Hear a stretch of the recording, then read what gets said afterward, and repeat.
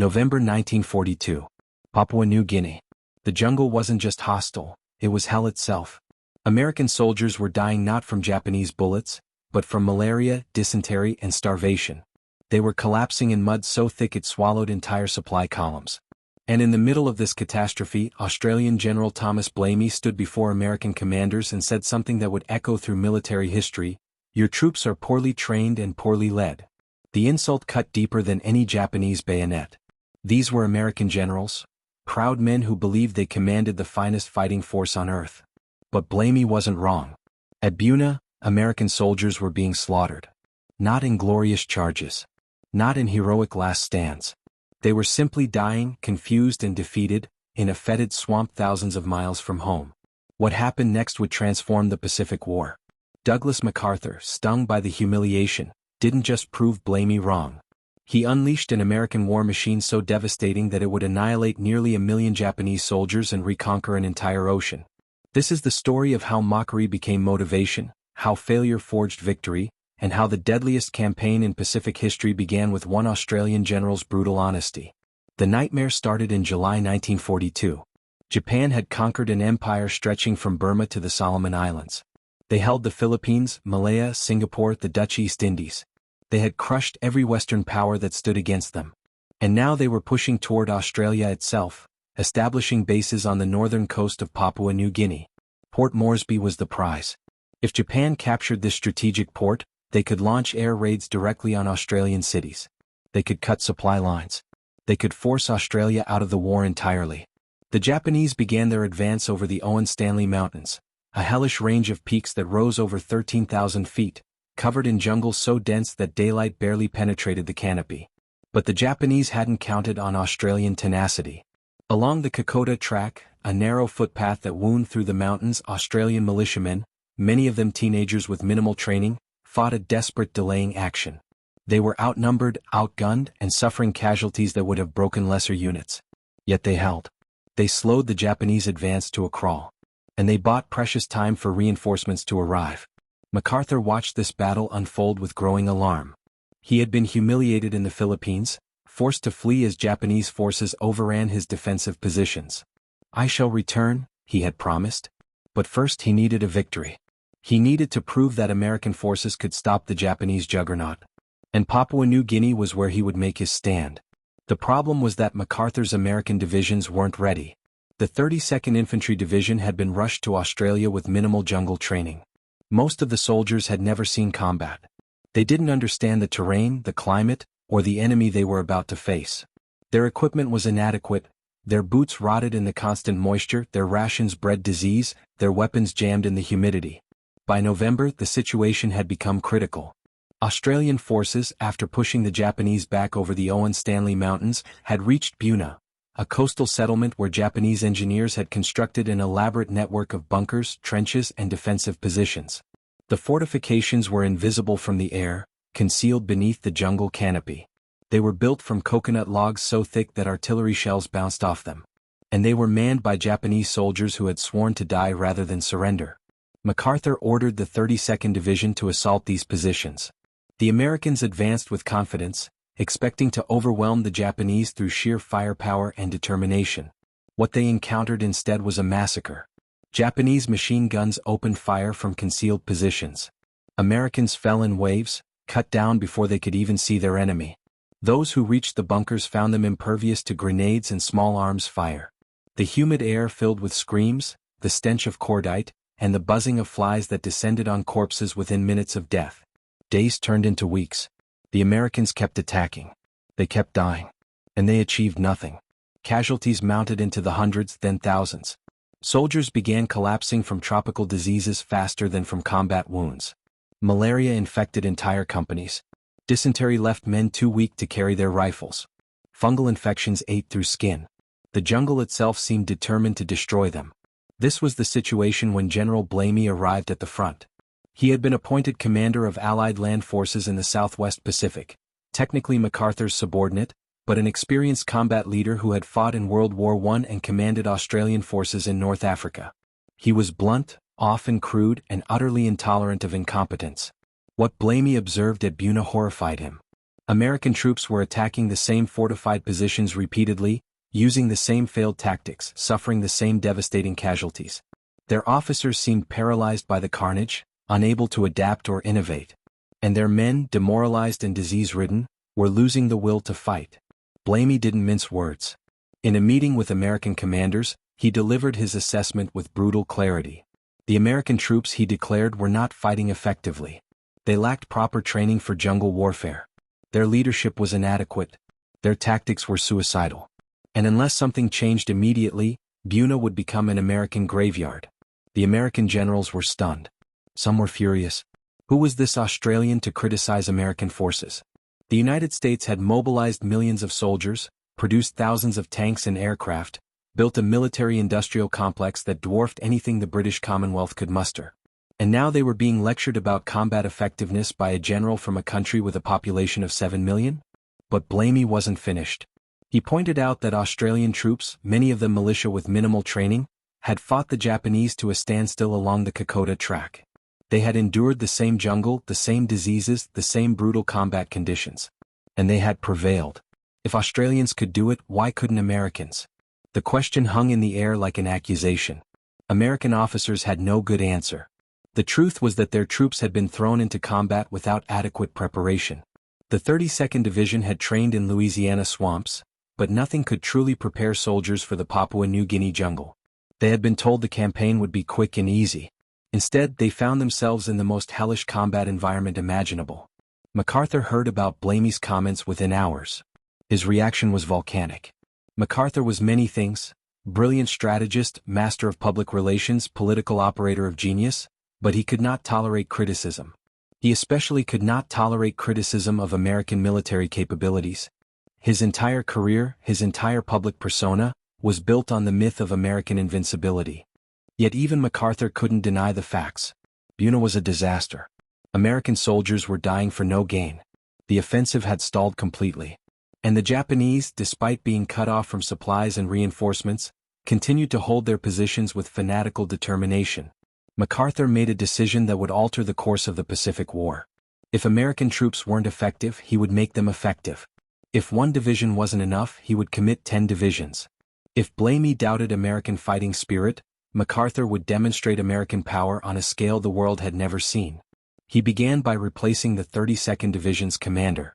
General Edwin Harding, a capable officer who had been given an impossible mission with inadequate resources, was relieved of command. MacArthur appointed Lieutenant General Robert Eichelberger, a tough, aggressive leader whom MacArthur trusted to get results regardless of cost. MacArthur's orders to Eichelberger were characteristically dramatic: take Buna or don't come back alive. The message was clear. Failure was not an option. American prestige, American honor, American military reputation, all of it was at stake in this miserable swamp. Eichelberger arrived at Buna and immediately recognized the magnitude of the challenge. The fortifications were even more formidable than described. The Japanese defenders, though outnumbered and starving, fought with terrifying intensity. Every bunker had to be destroyed individually. Every trench had to be cleared at close range. The jungle prevented maneuver warfare. Everything came down to brutal, close-quarters combat. But Eichelberger also brought new tactics and new weapons. He ordered the construction of improvised flamethrowers from fuel drums and hand pumps.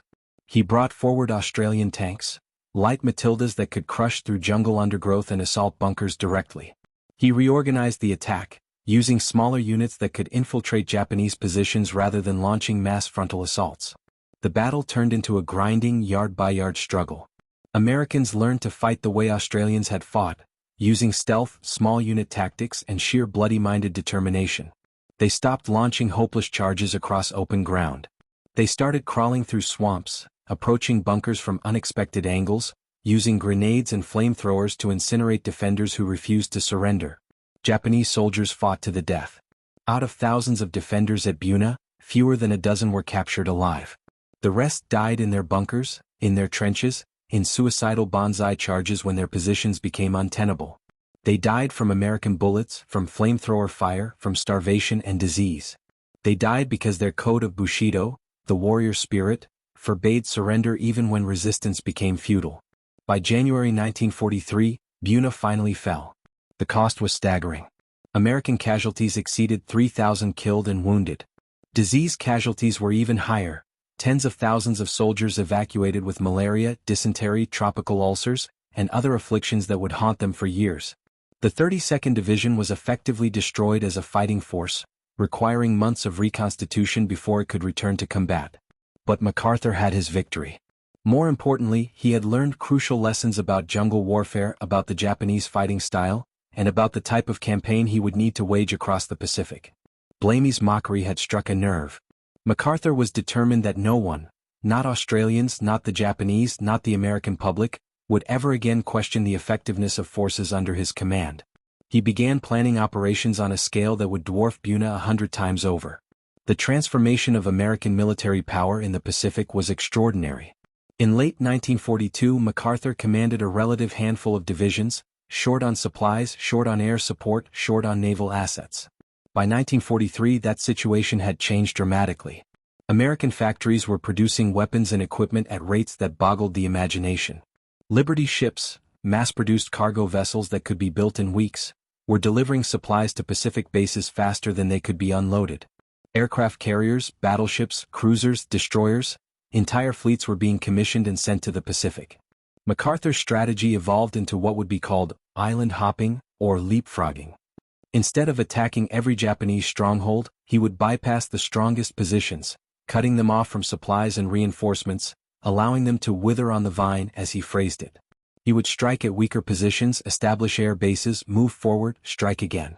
Each leap would bring American forces closer to the Philippines, closer to Japan itself. But this strategy required massive resources. MacArthur needed divisions, not one or two but dozens. He needed air power that could dominate the skies. He needed naval forces that could protect his amphibious landings. And he got them. The American war machine, once fully mobilized, delivered resources on a scale that the Japanese simply could not match. The numbers were staggering. By mid-1943, MacArthur's Southwest Pacific Command included over 500,000 troops. By 1944, that number exceeded 200,000 combat soldiers, with hundreds of thousands more in support roles. He had entire divisions of infantry, marines, airborne troops. He had tank battalions, artillery regiments, engineering brigades. He had the logistics capability to supply armies thousands of miles from the American mainland. Against this force, Japan was hopelessly outmatched. The Japanese military had achieved its initial conquest through superior training, superior tactics, and surprise. But by 1943, those advantages had evaporated. American soldiers had learned jungle warfare. American factories were producing weapons that Japanese industry could never equal. American cryptographers had broken Japanese codes, allowing American forces to anticipate enemy movements. The campaign that followed Buna was relentless. MacArthur's forces advanced up the northern coast of New Guinea, seizing Japanese bases at La Salamaua, Finschhafen. Each operation followed the same pattern: amphibious landings supported by air and naval bombardment, rapid seizure of airfields, establishment of supply bases, then leap forward to the next objective. Japanese casualties mounted horrifically. At La, over 10,000 Japanese defenders were killed. At Salamaua, another 3,000. The Japanese could not retreat. MacArthur's strategy of bypassing strongpoints meant that retreat routes were cut off. They could not receive reinforcements. American submarines and aircraft dominated the sea lanes. They could only fight and die. The Battle of the Bismarck Sea in March 1943 demonstrated the hopelessness of Japan's position. A convoy carrying 7,000 Japanese troops attempted to reinforce La. American and Australian aircraft attacked the convoy in coordinated waves, sinking all 8 transport ships and 4 destroyers. Fewer than 3,000 Japanese soldiers reached shore, most of them wounded or without equipment. The rest drowned in shark-infested waters. MacArthur pushed forward. By the end of 1943, Allied forces had advanced 300 miles up the New Guinea coast. By mid-1944, they had reached Hollandia, bypassing 50,000 Japanese troops at Wewak. These soldiers, cut off and starving, would spend the rest of the war dying slowly in the jungle, unable to affect the broader campaign. The Philippines beckoned. MacArthur had promised to return, and by late 1944 he had the resources to fulfill that promise. The invasion of Leyte in October 1944 was the largest amphibious operation in the Pacific War to that point, 200,000 American troops supported by hundreds of ships and thousands of aircraft. Japanese forces in the Philippines numbered over 430,000 soldiers. They fought with desperate courage, knowing that the loss of the Philippines would cut Japan off from its resource-rich southern conquests. The Battle of Leyte Gulf became the largest naval battle in history, with both sides committing their entire remaining fleets. Japan lost 4 aircraft carriers, 3 battleships, 10 cruisers and 11 destroyers. The Imperial Japanese Navy ceased to exist as an effective fighting force. On land the fighting was savage. Japanese soldiers launched banzai charges that shattered against American defensive positions. They hid in caves and bunkers, emerging only to attack American patrols. They booby-trapped corpses, poisoned water supplies, and fought until ammunition ran out, then charged with swords and bayonets. American firepower overwhelmed them. Artillery barrages turned Japanese positions into moonscapes. Napalm incinerated defenders in their bunkers. American tanks crushed through defensive works. And American infantry, now veteran jungle fighters, systematically eliminated resistance pocket by pocket. By February 1945, Manila was liberated. The battle for the city was brutal. Japanese naval troops, ignoring orders to retreat, fought a suicidal defense that left over 100,000 Filipino civilians dead and the city in ruins. American forces cleared the city building by building, room by room, in some of the most intense urban combat of the war. The reconquest of the Philippines cost Japan over 300,000 dead. American casualties were significant, over 60,000 killed and wounded, but the strategic result was decisive. Japan's southern empire was severed. Oil from the Dutch East Indies could no longer reach the home islands. The raw materials that had driven Japanese expansion were now beyond reach. MacArthur's forces continued operations across the Philippines through the summer of 1945. On Luzon, Mindanao, and dozens of smaller islands, Japanese garrisons fought to the last man. The pattern was always the same. American forces would surround a position, call for surrender, receive defiant refusal, then systematically destroy the defenders with overwhelming firepower. The casualties accumulated. By the end of the Philippines campaign, over 200,000 Japanese soldiers had been killed. In New Guinea, the Solomons, and other Southwest Pacific operations, hundreds of thousands more had died. The total exceeded 950,000 Japanese deaths across MacArthur's theater of operations, a staggering butcher's bill that dwarfed the casualties at Buna 100-fold. These numbers are difficult to comprehend. Nearly 1 million men dead. Most of them young, many barely out of their teens. They died in jungles and swamps, on beaches and in the ruins of cities. They died from bullets and bombs, from starvation and disease, from drowning when their ships were sunk. They died because their government had launched a war it could not win, and because their military code forbade surrender even when defeat became inevitable. American casualties were also severe, over 100,000 killed and wounded in MacArthur's theater. But the disparity in death rates revealed the fundamental imbalance of the war. For every American killed, nearly 10 Japanese died. American industrial power, logistical capability, and firepower created a killing machine that no amount of Japanese courage could overcome. The transformation from the disaster at Buna to the overwhelming victories of 1944-45 was one of the most remarkable military evolutions in history. In 2 years, American forces went from losing to a dug-in battalion at Buna to annihilating entire Japanese armies across thousands of miles of Pacific territory. Part of this transformation was technological. American weapons improved dramatically: better rifles, better machine guns, better artillery, better tanks. American air power became dominant, with fighters and bombers that outclassed anything Japan could produce. American naval forces grew to a size that allowed them to support simultaneous operations across multiple fronts. But technology alone doesn't explain the transformation. The real change was in the soldiers themselves. The Americans who fought at Buna were unprepared, poorly trained, and led by officers who didn't understand jungle warfare. By 1944, American units were veteran forces commanded by leaders who had learned through bitter experience how to fight and win in the Pacific. Blamey's mockery, though it stung American pride, contained truth that MacArthur and his commanders eventually acknowledged. The early American forces in the Pacific weren't ready for the war they had to fight. But rather than collapse under criticism, they adapted, learned, and ultimately excelled. MacArthur himself evolved as a commander. The imperious general who had mishandled the defense of the Philippines in 1941-42 became a master of amphibious warfare and combined arms operations. He learned to husband his forces, to use air power and naval gunfire to minimize casualties, to bypass rather than assault the strongest positions. His island-hopping strategy, developed through painful experience at places like Buna, became the template for the entire Pacific War. The irony is that Blamey, for all his harsh criticism, never achieved comparable results with Australian forces. Australian troops fought brilliantly in defensive operations along the Kokoda Track and in the early New Guinea campaigns. But as the war progressed and American resources flooded into the theater, Australian forces increasingly took secondary roles. By 1945, most Australian divisions were relegated to mopping up operations against bypassed Japanese garrisons, necessary work, but far from the main thrust of the Allied advance. MacArthur never forgot Blamey's words.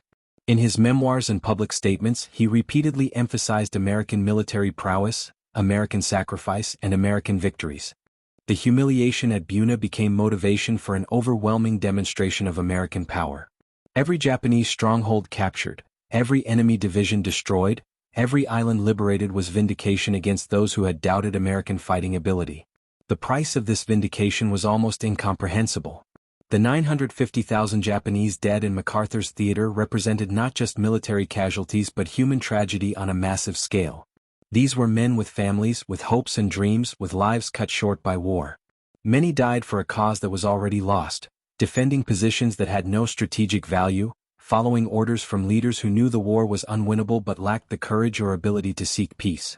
American families also paid a terrible price. Over 100,000 men killed or wounded in MacArthur's theater meant 100,000 families receiving telegrams announcing that their son, husband, or father would not be coming home. It meant children growing up without fathers, wives becoming widows, parents burying children.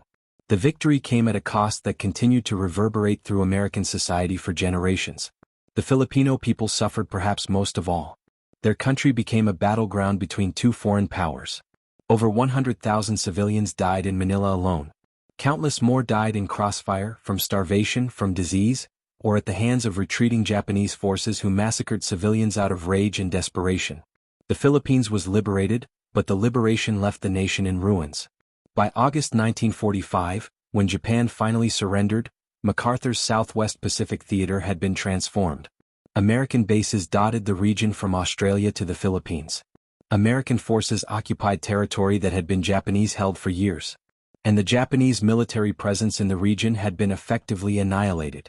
MacArthur accepted Japan's surrender aboard the USS Missouri in Tokyo Bay on September 2, 1945. It was the culmination of his promise to return, fulfilled through the efforts of millions of American servicemen and at the cost of hundreds of thousands of lives. In his surrender speech, MacArthur spoke of peace, of reconciliation, of building a better future. But the road to that moment had been paved with death on a scale that defied imagination. The legacy of MacArthur's Pacific Campaign is complex. Militarily, it was a triumph of logistics, strategy, and industrial power. Tactically, it demonstrated how overwhelming firepower and resources could overcome even the most determined resistance. Strategically, it broke Japanese power in the Pacific and set the stage for the post-war order in East Asia. But the human cost raises uncomfortable questions. Was it necessary to kill nearly 1 million Japanese soldiers to achieve victory? Could negotiations or different strategies have ended the war with less bloodshed? These questions are impossible to answer definitively, but they deserve consideration. What is certain is that Blamey's mockery at Buna in 1942 set in motion a chain of events that reshaped the Pacific War. MacArthur's determination to prove American military effectiveness led to the commitment of massive resources to his theater. Those resources, wielded with increasing skill and ruthlessness, destroyed Japanese military power throughout the Southwest Pacific. The transformation from the humiliation at Buna to the overwhelming victories of 1944-45 stands as one of the most dramatic military turnarounds in history. American forces went from being mocked for their ineffectiveness to becoming the most formidable military force in the Pacific. They learned jungle warfare, amphibious assault, combined arms tactics, and the art of overwhelming an enemy through superior firepower and logistics. But victory came at a price measured in hundreds of thousands of dead, in years of brutal combat, in psychological scars that would haunt survivors for decades. The soldiers who fought at Buna in 1942 could never have imagined the scale of the war that would follow. They could never have imagined that their small, disastrous battle would be the beginning of a campaign that would span thousands of miles and cost nearly 1 million lives. General Blamey's words at Buna were harsh. They wounded American pride. But they also sparked a determination to prove critics wrong, to demonstrate American military capability, to show that American soldiers could fight and win under the most hellish conditions imaginable. MacArthur took that determination and turned it into a war machine that crushed Japanese resistance across an entire ocean. The irony is that both Blamey and MacArthur were right. American forces at Buna were poorly prepared and poorly led. But American forces in 1944-45 were among the finest fighting formations in military history. The difference was experience, resources, and the willingness to learn from failure rather than be destroyed by it. The story of Buna and its aftermath is ultimately a story about transformation. About how failure can motivate success. About how mockery can inspire determination. About how a small, bloody battle in a fetid swamp could be the first step in a campaign that would reshape the world. And about how the price of victory, measured in hundreds of thousands of dead, was paid by young men on both sides who deserved better than the war their leaders gave them.